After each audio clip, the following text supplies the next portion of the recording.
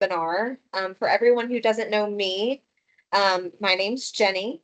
Happy to be here with you guys. But first, we wanted to break down the most complex movement that targets all of the parts of the body, which is the deadlift.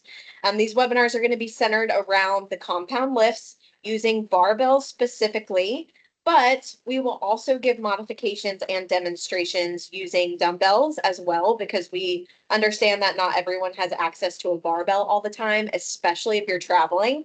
So this webinar is being recorded, so please just try to stay on mute and keep your cameras off. If you have any questions, feel free to utilize the chat function, and I'll open up to questions at the end. Again, my name's Jenny. I'm the fitness program coordinator located in Houston, Texas. I do have a background in bodybuilding, and I've spent a good amount of my fitness journey focusing on the major lifts and just trying to build strength specifically with the deadlift. But after having some issues with my back, I have a slip disc and I have scoliosis. I kind of transitioned more into working mainly with dumbbells instead of the barbell, which has helped me continue to grow and develop my strength.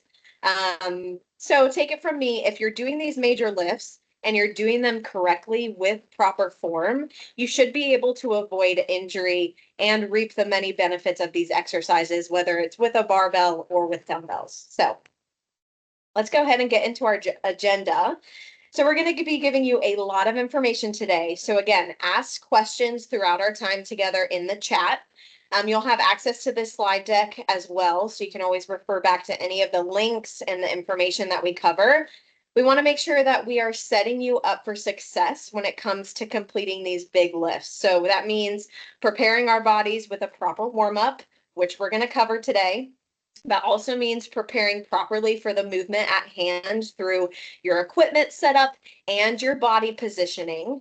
And then we're going to make sure that you are focusing on some major cues as you move through the movement, because we want to make sure that, again, we're avoiding those injuries and staying safe as we complete these exercises. So we're going to touch on a little bit of programming towards the end. So how can we incorporate the deadlift into our workout routine to build strength?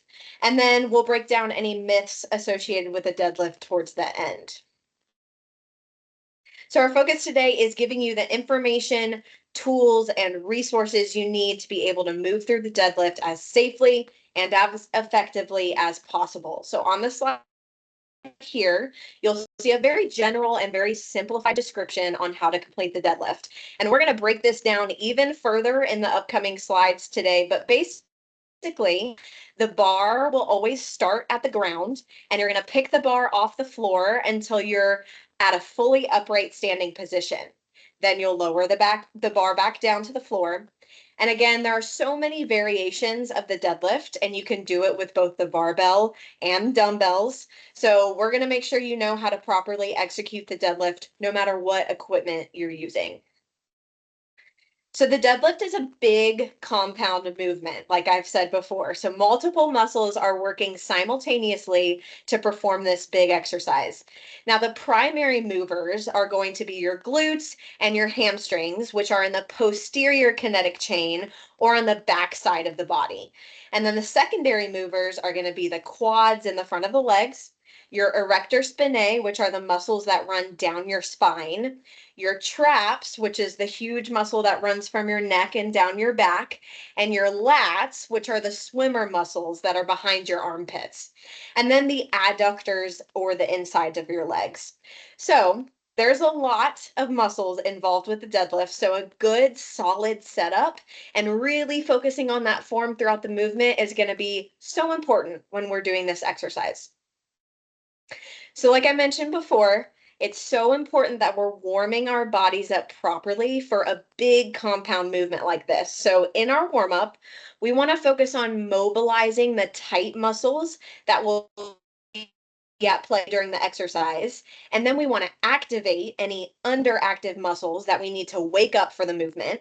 And then we want to make sure that our body's ready for exercise by increasing the core temperature through dynamic movement. So we have included a couple exercise here with links that will send you directly to instructional videos on how to complete these warm-up exercises. But it's important that we start from the top to bottom here. So I want you to remember the acronym MAD, which stands for mobilize, activate, and dynamic. So for the deadlift, we want to mobilize the hip flexors and the hamstrings. So the hip flexors are often very tight just from our day-to-day lives, which for most of us includes sitting at our desks for a large amount of time. And then our hamstrings are also very tight as well, because when you think about the positioning of our bodies in our chairs, we have a 90-degree angle at the hips and the knee, which means that those hip flexors and the hamstrings are in a shortened position while we're seated. So we want to lengthen and mobilize those tight muscles. Then we want to activate the muscles that are usually inactive throughout our day, that are going to be the main characters in the deadlift. So, like you saw on the previous slide, our back muscles are actually a huge part of the deadlift. And when you think about our day to day movements, we don't often activate our back muscles, especially in that seated position, because you're back up against your chair. And we also don't usually have our glutes active as well when we're sitting at our desk. So tune into your body right now while you're sitting here listening to me, and notice how your glutes are relaxed as they're supported by the bottom of your chair, and your upper body is supported by the back of your chair as well. So because those muscles are quite often in a state of relaxation, we need to wake them up and prepare them for movement. And then lastly, we need to make sure that we're warm enough to engage in exercise. So we want to be doing dynamic movements and getting our body moving so that our heart rate increases and our core temperature rises. So since the deadlift is a full body movement, we want to finish off our MAD warm up with a dynamic movement that kind of challenges the full body, such as the world's greatest stretch, which is an awesome stretch. Again, you'll have access to these links, so we encourage you to watch those videos and try to incorporate these exercises into your warm up routine before you go into completing that deadlift. All right, so now we're going to walk you through the setup of our deadlift, how to prepare for the movement, and the correct technique of the deadlift. So I'm going to turn off my camera, and Chris is actually going to come on camera here, and he's going to demo the deadlift as I talk through everything. So let me spotlight him so he's a little bit bigger for everyone. Perfect. All right. So first we have to set up for the deadlift. And as you can see here, your bar is going to start on the floor. So we're not utilizing the rack for this lift. Typically the plates will get the bar to the ideal height. As you can see here, Chris has got plates on both sides of the bar. And now at your gym, if your plates go down in size when the weight decreases, for example, the 35s, the 25s, or the 10s are smaller in diameter, then you can think about using blocks or pads or risers to help you achieve that correct height. Now, what exactly is the correct height? Chris, I'm going to have you go ahead and walk up to the bar, and you'll notice that the bar is right at about the middle of his shin. That's exactly where we want the bar to be. So again, you might need to use other equipment to raise the bar slightly, but usually the plates will get you to the perfect height. So no worries there. Now, when Chris walked up to the bar, his toes were pointed directly forward, which is perfect. And we want his shins to be tight up against the bar, almost touching it. Now, we want to make sure his feet are about hip to shoulder width apart, which he looks perfect right there. And now that our setup is dialed in, how do we grab the bar to pick it up? Now, Chris, if you'll turn towards us really quick and show us the different grip options we have. So we can either choose to do a double overhand grip, so the palms are facing towards you, or a mixed grip where one palm faces you and the other palm is facing away from you. So if you're newer to lifting, it's suggested to begin with a double overhand grip. This is just going to make it easier to learn and focus on the mechanics of the movement. And then as you begin to build your strength and become more comfortable in the deadlift, your forearm strength will become kind of the limiting factor of how much weight you can lift. So if you feel comfortable, you can then begin to try a mixed grip. And to figure out which hand is going in which direction, it's going to kind of take a little trial and error. So you can try one set in one direction and then switch it up the next. Because the hands are facing different directions, different muscles are going to be taxed while you lift. So to avoid any certain muscles being overused, try to alternate the directions of your hands if possible when you're using that mixed grip. Or you can just stick to the double overhand grip. And Chris today is going to demonstrate with the double overhand grip. So for the conventional deadlift, his hand position is going to be outside of his stance. This is going to vary from person to person, but you might like your hands touching the outsides of your shins, or you might want a thumb's distance. But either way, we want those hands and arms to be about at their natural hanging distance, just like Chris is there. So now that we've got our bar set up and Chris is standing in the proper position and we chose which grip we want to do, we can start to prepare for movement. So as we bring our hands down to grip the bar, we're going to think about pressing those hips back as we hinge at the waist and bend our knees, and we'll land just like Chris is right now. Once we've gripped the bar, our shoulders should be slightly in front of the bar. Now, the most important part of preparing for the movement is to ensure that we have a neutral spine. So to do this, we're going to go through some body checks that start with our feet and move up to our head. So the first check we need to make is that our feet is at our feet. So Chris, I want you to pretend like you're trying to grip the ground with your feet. So almost like you're anchoring your feet into the ground. And this is going to make sure that he's engaging the proper muscles to avoid his knees caving in and his ankles falling in throughout the movement. And then next, Chris, I want you to squeeze your glutes nice and tight. Now, you might think it's weird to squeeze your glutes at the beginning of the deadlift prior to any movement, but this is going to make sure that we aren't in an anterior pelvic tilt. So squeezing the glutes will force our pelvis into neutral. Then I want you to pretend that someone is about to splash some ice cold water on you. And I want you to brace your core for impact. And when he does this, we're making sure that our pelvis is in neutral and that our spine is straight and not arched. So you can see right here, his back is nice and flat. So to review really quickly, Chris so far has gripped the ground with his feet. He's got his glutes squeezed and he's got his core braced. And now, oftentimes in a deadlift, it's super easy to forget just how important the upper half of the body is. And like I mentioned before, those back muscles are a really huge part of the deadlift. So the next place we need to check is our shoulders. So again, we're striving for neutral position. So Chris, I want you to pretend like you're trying to break the bar with your arms. And when he does that, his arms are going to externally rotate, which will help keep our shoulders from rounding forward. Now, Chris, while you're breaking the bar, I want you to think about pulling your shoulder blades back and down towards your back pockets. And we like to call this packing our shoulders. This is just going to make sure that our upper body is in a neutral position for the deadlift. But we aren't done yet because I want everyone to look at Chris. Chris, I know you're tired. Shake it out really quick. Get back into position when you're ready. And I want everyone to look at him and see if we can draw a straight line from his head all the way to his hips. And if you said no, you are correct because look at his head.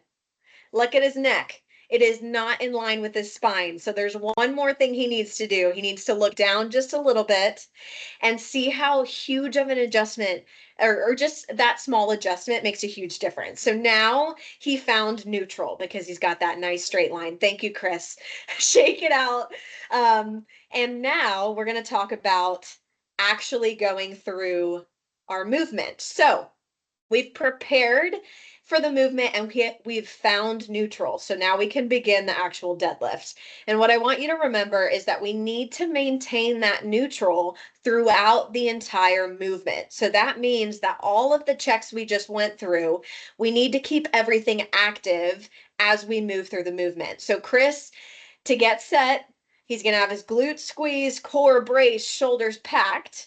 And then I want you to drive through your heels and drive the hips forward to come to a standing position. Perfect. And now notice when he did that, the bar stayed close to his body and he followed a straight line from the floor to that standing position.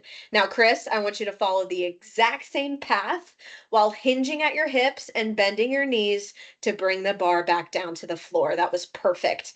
Chris, you can do a couple more reps just like that. And I want everyone to notice that as the bar is traveling up, his shoulders are higher than his hips and his hips are higher than his knees, just like it was in the setup.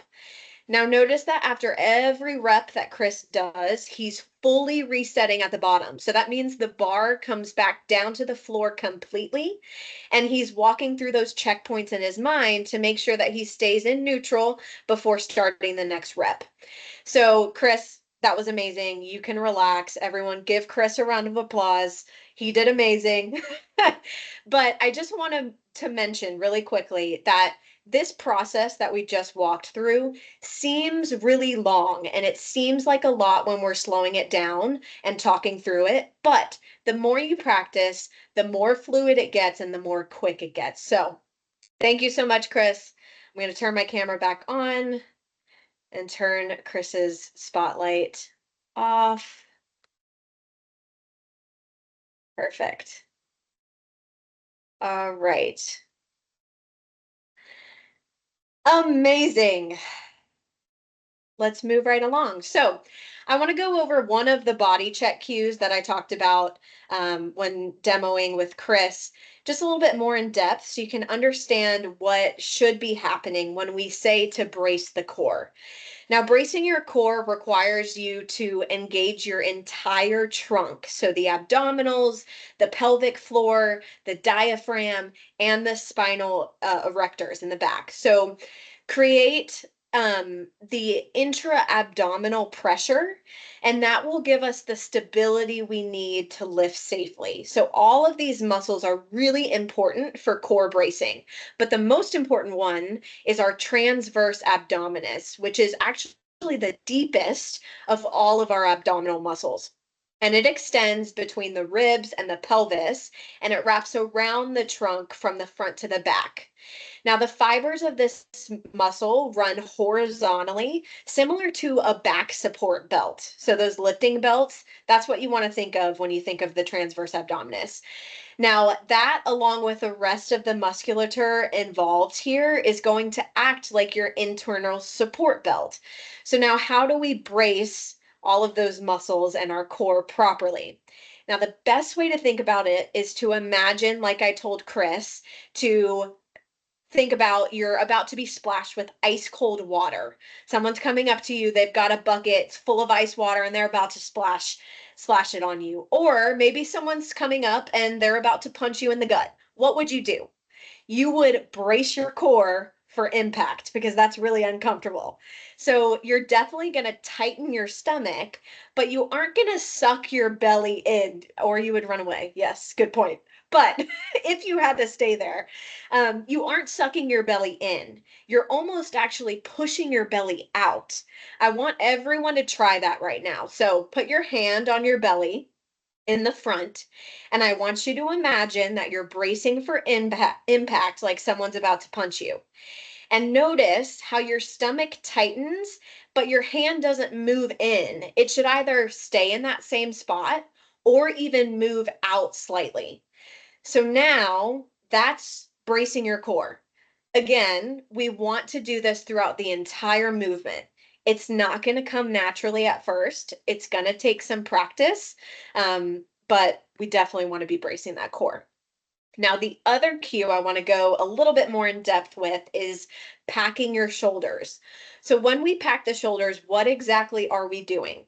We want to have the humerus or the bone that attaches to the shoulder blade externally rotated. So remember when I told Chris to think about breaking the bar with his arms? If you think about what would actually happen if he did break the bar with his arms, he would be externally rotating his arm away from him.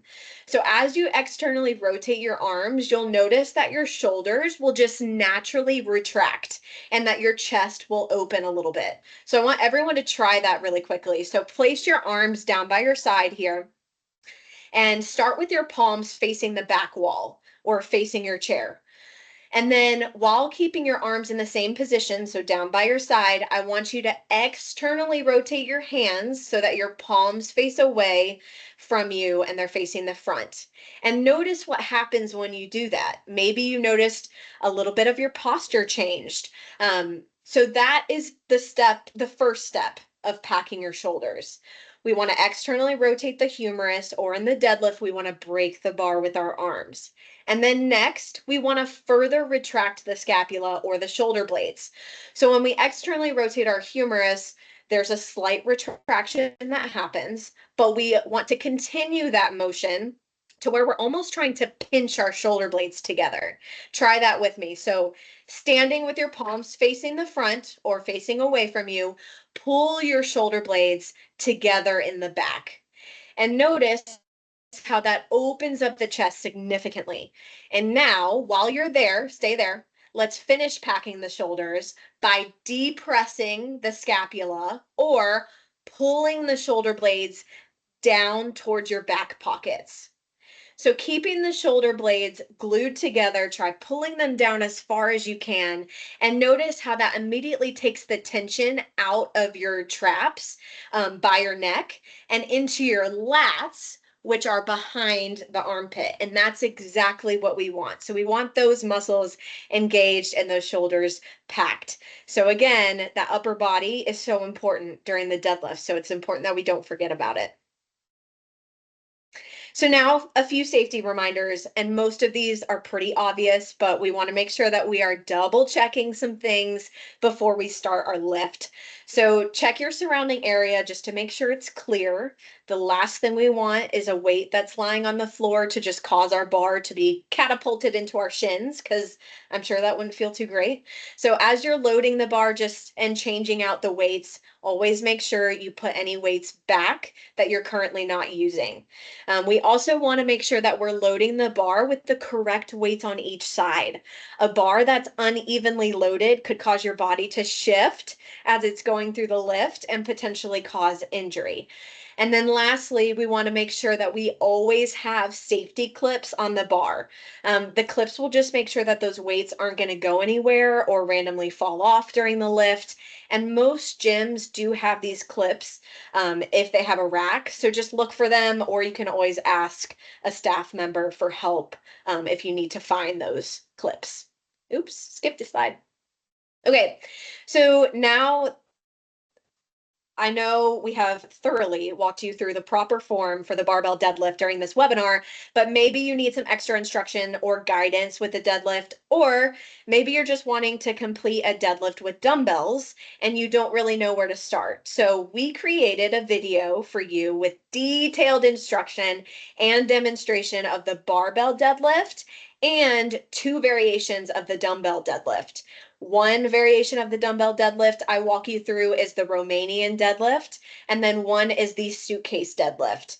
So click on that video right there that's linked on this slide, and I will guide you through everything we talked about today, as well as give you other modifications and variations of that deadlift. So again, really encourage you to watch that video. Now, if you want a little more one-on-one help with the deadlift or with any of the other lifts that we're going to cover throughout our strength training series, we have fitness professionals who are ready to help you with a form through a form check. So you can do a form check in person or at one of our staffed fitness centers or virtually. We can look at form and just give you simple adjustments that can make a huge difference. Remember Chris, his neck was up. All he had to do was look down a little bit, and that made a huge difference. I urge you to take advantage of this because a lot of times we may think that we're doing an exercise properly, but when you get someone else to look at it, your body might be doing something completely different than what you think it's doing. And I'm speaking from personal experience here. So click on that link on that slide to fill out just a quick questionnaire, and then we're going to connect you with a fitness professional who will guide you through a quick one-on-one form check. Again, I urge everyone to do this. It's a great way to just tweak little things. Now, While you absolutely do not need any other equipment besides the barbell and plates to complete a deadlift or dumbbells, you might consider getting some of these items if you are lifting a little bit heavier and you want to make it a little bit easier on you. A weightlifting belt acts as a tool to help increase that intra-abdominal pressure that we talked about earlier by giving your core muscles something to brace against as that abdominal wall expands. So this is something you might need if you're lifting very heavy, like I said, or testing your 1 rep max. So weightlifting straps and hooks take the tension off the joints in your hands and your wrists and make your lifts a little easier by assisting in gripping the bar, so that forearm strength. Um, Essentially, it just lowers the use of your own grip strength. And then with belts and straps or hooks, you're going to want to start training without these to build that strength in those muscles and joints that those tools assist, so that you're not solely relying on the equipment for that intra-abdominal pressure and the grip strength. So again, only use these if you're a little bit more advanced and you want to lift heavier weight. Now, while doing deadlifts, you are going to want relatively flat shoes. And this helps with foot stability and gripping your feet to the ground, kind of like we talked about with Chris. And most major sneaker companies make a shoe specifically for weightlifting, but you can also use other shoes. Popular options are Chucks, Vans, any skateboarding shoes, even CrossFit or cross training shoes that are relatively flat. So just try to make it as flat as possible to the ground. And then weightlifting chalk is also used to help secure your grip by soaking up all the moisture in your hands. Now, some gyms do not allow chalk just because it can be very messy. So just be mindful of that. But it's something that you could potentially use to get better grip on the bar. So now let's touch a little bit on programming before we wrap it up today. So how do we incorporate the deadlift into our workouts based on our goals? Now you want to first decide what training phase that you should be in. This can be determined by the amount of experience you have or your current goals, but you've got the endurance phase, the hypertrophy phase, and the strength phase.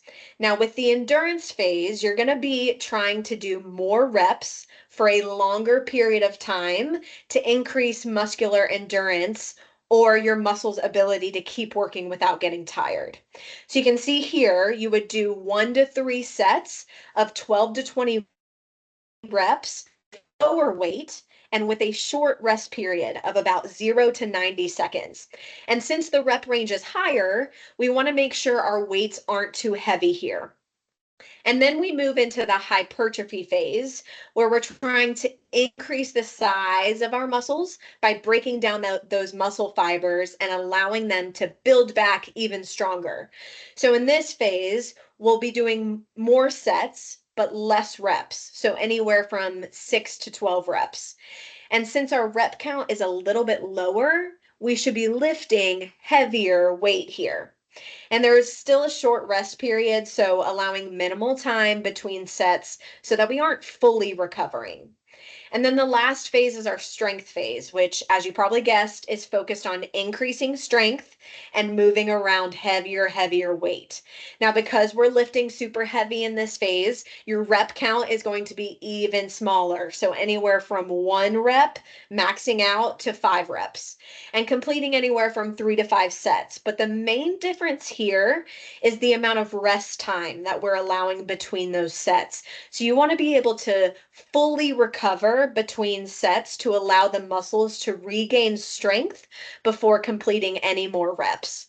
So you can use this chart as a guide when you're building those workouts. Lastly, so you may have heard people say that deadlifts are bad for you because they can hurt your back and lead to serious injury. Well, I hope that we have already debunked that myth for you throughout the webinar, because if the deadlift is something it is completed with the proper form, it can be an amazing exercise for building strength or just everyday living. The deadlift can seriously improve your everyday movement patterns if it's done correctly. Yeah, Proper form is important. Just think about how many times you pick something off the floor. That's a deadlift, okay? So doing it with proper form, very important. All right, you guys, time to open it up for questions. I'm gonna go ahead and stop our recording. I'll check out the chat.